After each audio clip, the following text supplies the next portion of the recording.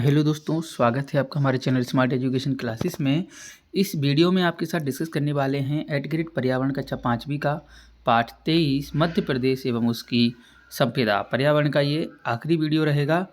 चलिए शुरू करेंगे। उसके पहले चैनल पर नए हैं तो चैनल को सब्सक्राइब जरूर कर लीजिएगा। 2 सेकंड मात्र समय लगेगा। वीडियो अच्छा लगे तो लाइक करें, शेयर करें और अंत में कॉमेंट जरूर करें कि आपको वीडियोज़ कैसे लगते हैं। चलिए पाठ 23 मध्य प्रदेश एवं उसकी संपदा। अभ्यास प्रश्नों के साथ शुरू करेंगे। बहुवस्तुनिष्ठ प्रश्न है कि मध्य प्रदेश की सबसे अधिक कौन सी फसल होती है मध्य प्रदेश में, तो वो होती है गेहूं और सोयाबीन। राष्ट्रीय उद्यान से क्या में आय का साधन क्या होता है, तो वहाँ आने वाले जो टूरिस्ट होते हैं, पर्यटक होते हैं, उनकी टिकट लगती है, वो आय का साधन होती है।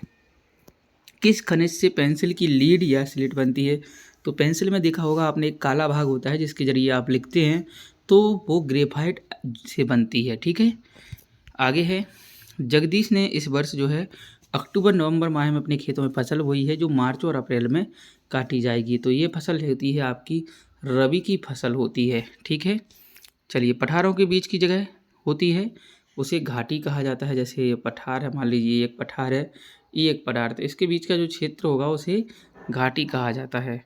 सोयाबीन की खली एवं भूसा जो है विदेशों में भेजा जाता है, इससे हमारे देश के राजस्व के रूप में हमें धन प्राप्त होता है। जायद की फसल गर्मी के प्रारंभ में बोई जाती है और वर्षा से पहले जो है काट ली जाती है।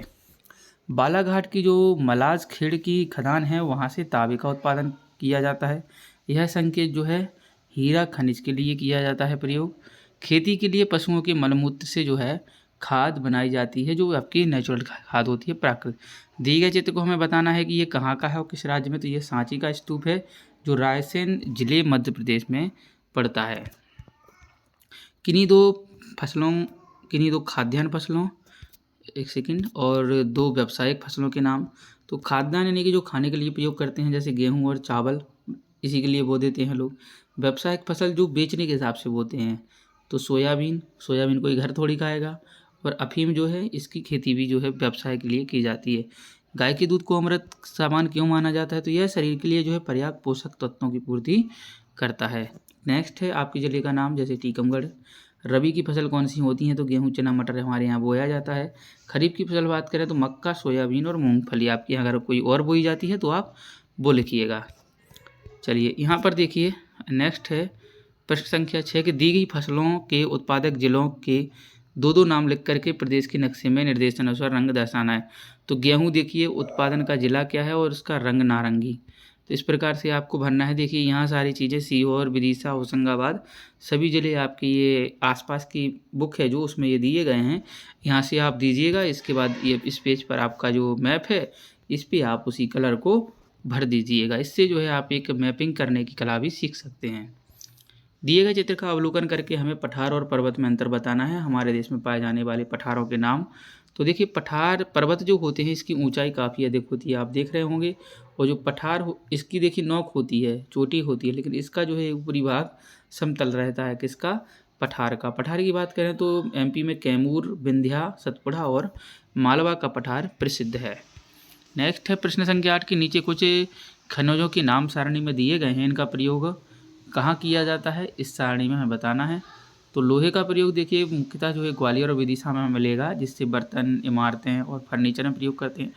तांबा आपका बालाघाट में मिलता है, सिक्के, बर्तन, मूर्तियाँ बनाई जाती हैं।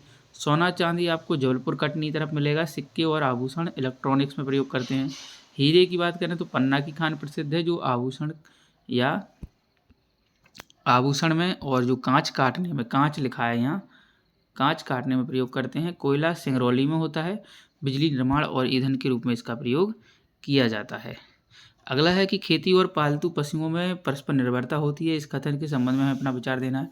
तो देखिए दोनों ही एक दूसरे के पूरक होते हैं। खेती के लिए हम पशुओं की आवश्यकता होती है और जो है क्योंकि पशु जैविक खाद व खेतों की सफाई करते ही हैं, वहाँ पर जो आपका अपशिष्ट बचता है उसको खाते हैं।